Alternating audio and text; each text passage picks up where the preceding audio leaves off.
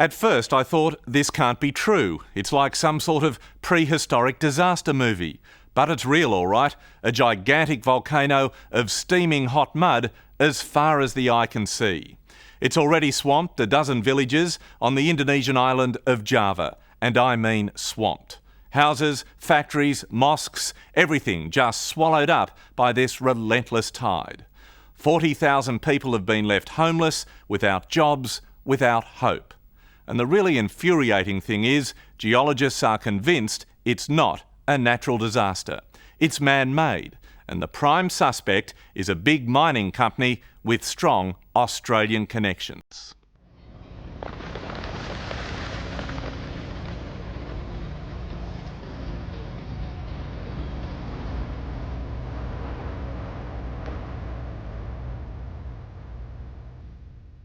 The world has never seen anything like this.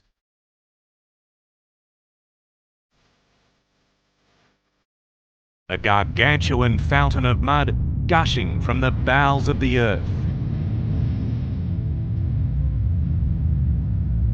Some days the crater surges wildly. On other days it quietens down, but it never stops. Too thick to drain away, it's burying everything in its path.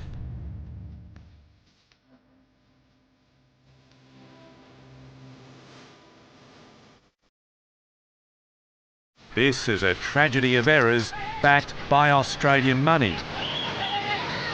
Story of cover-up and suffering that goes all the way to Indonesia's presidential palace.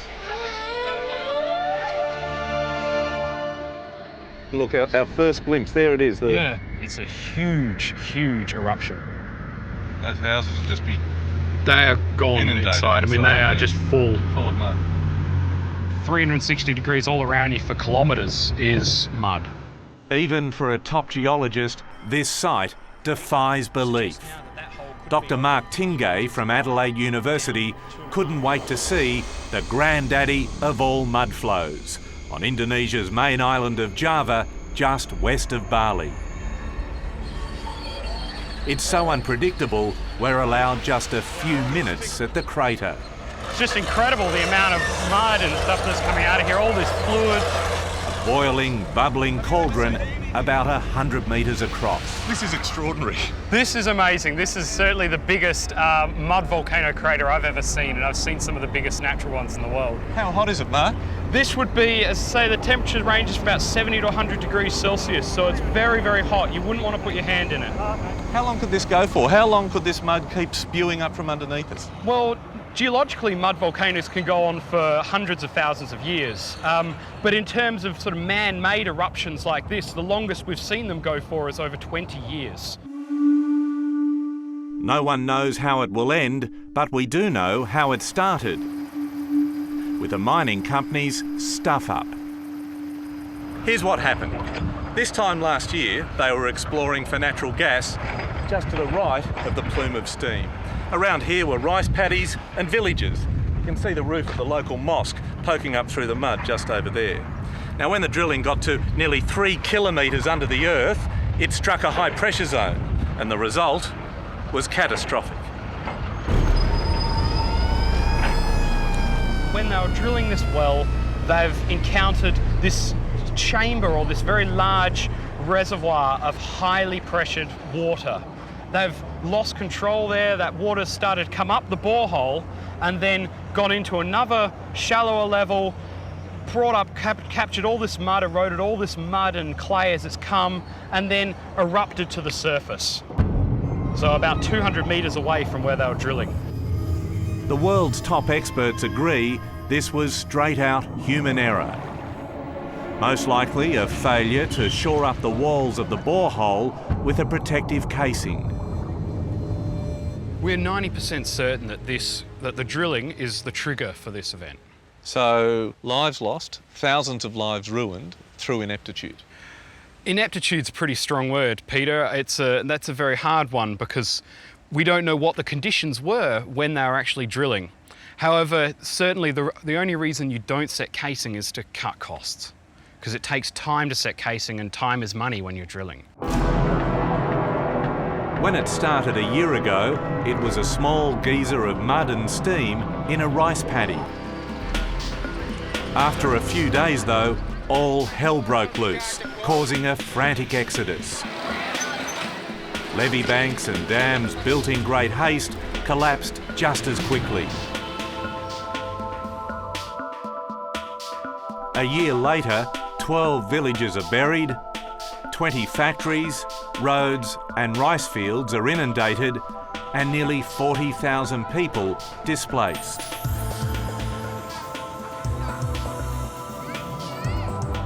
And we're not talking a trickle of mud here, we're talking something with enormous power and force behind it, aren't we? I mean, the mud is coming up at a great pressure, rates of 100,000 cubic metres a day. Now, in sort of layman's terms, that's the equivalent of over 100 Olympic swimming pools a day. You know, it's enough to sort of fill up a standard house in just a few minutes, your living room in 30 seconds.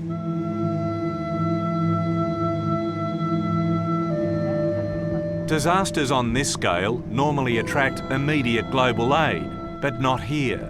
Hello? Terima kasih. The new homeless invent ways to survive. To see the mud, there's an unofficial toll. 50 cents to pass and more to park, but can you blame them?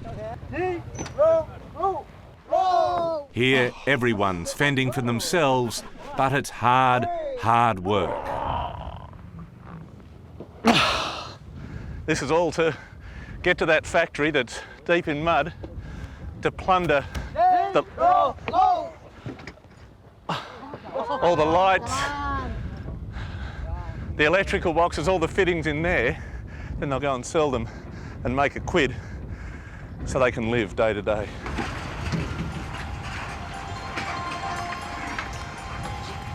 Today's haul is pretty good and should yield a good price. After this, they went next door and took away the roof. Sawaji, how quickly did the mud come into your home? Pertama kali kurang lebih 15 menit. In the first step was 15 minutes, our villages was flooded. Sawaji and his family's tiny house was amongst the first to go, and they lost everything. I was trying to save my children first and then my stuff later. Sawaji lost his job too, as a construction worker. He took us to his last project, repairing a highway, which is now the road to nowhere, buried forever. Who do you blame now? Ini salah juga pengeboran. This is the mistake of the drilling company. Lapindo. Lapindo? Lapindo, an Indonesian mining company, is public enemy number one. It's scrawled everywhere you look, and it's written across the furious faces in a nearby shelter for the homeless. Ladies and gentlemen, who do you blame for the situation you are in? Now, this is where the waters really get muddy. Lapindo, the mining company, says, we're not to blame. And wait for this. They say all this destruction was triggered by an earthquake in Yogyakarta, 300 kilometres that way, not by their drilling rig, which was only 200 metres away. Did your company cut corners in the drilling process? Oh no, yeah, that's one is not true. Despite mounting evidence, Lapindo boss Imam Augustino refuses to budge from the company line that this was a natural disaster. Do you believe it was triggered by the earthquake? This triggered by the tectonic activities, not only the earthquake, but it is tectonic activities. These tectonic activities, you mean the earthquake in Yogyakarta? Yeah. It's difficult for a geologist like myself to believe that an earthquake 200 kilometres away and 2 days prior to the accident would have caused such an event. We would have only had shock waves the equivalent of about Richter scale 2 at the site where the eruption took place. Now that's the equivalent of the vibration you get through your feet when you stand next to a road and a truck goes by. So it's a very, very light, not a strong vibration by any means. This calamity has cost lives as well as livelihoods. Late last year, 13 people died when the mud engulfed a gas pipeline, causing a huge explosion. With little doubt that human error caused all this mayhem, East Java Police began investigating. They've gathered a mountain of evidence so far, and they're still going. Are you one of the 13 suspects being investigated by the police? Yeah, it is. How does it feel living with that over your head? Of course, it's very hard. Yeah. You could go to jail. Yes. Yeah.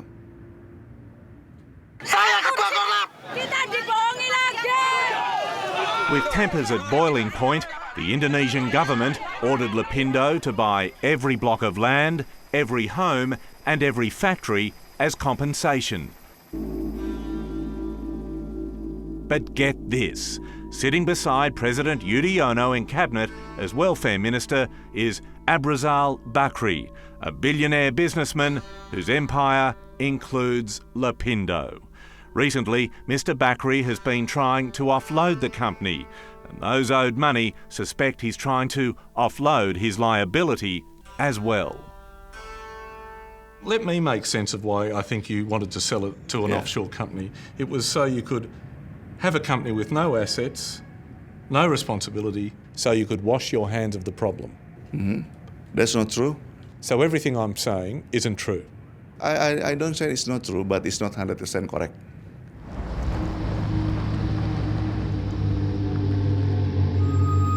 Lapindo has begun paying compensation, but there's a catch. People must first prove they own their home and land. As soon as possible, whenever they can provide the certificate of land, they go to the government agencies, make verification, and we pay them. You know as well as I do that most of these people cannot supply a certificate of ownership of their land or their home because it was swallowed up by the mud. No, this is the case. They had 15 minutes to escape. No, who said that, 15 minutes? Spare a thought too for the Australian investors who stood to make a killing, but instead are losing millions on the ill-fated gas well. Santos, the Adelaide-based mining giant, had an 18% slice of the action and is now lumped with 18% of the losses. Santos corporate vice president is Martin Eames. How much have you paid out? We've paid out $30 million. And how much do you intend to pay out? Well, we've made a provision in our accounts for $89 million. Is Santos paying out for the good of the displaced people or because you want to keep the Indonesian government on side?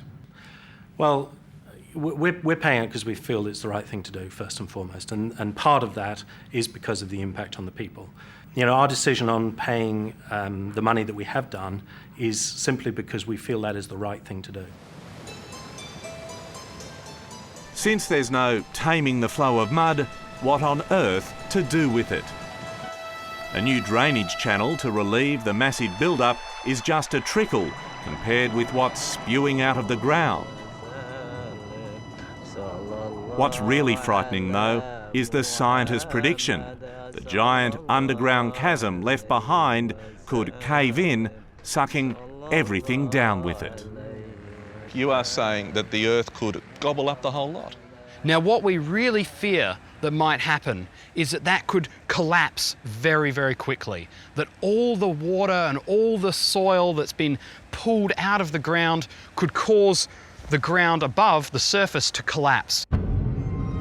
Tens of meters, 20, 30 meters down in just a few seconds. And that would be catastrophic.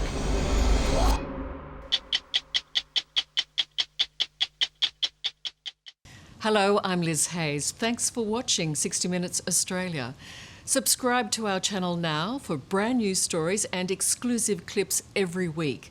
And don't miss out on our extra minute segments and full episodes of 60 Minutes on 9now.com.au and the 9Now app.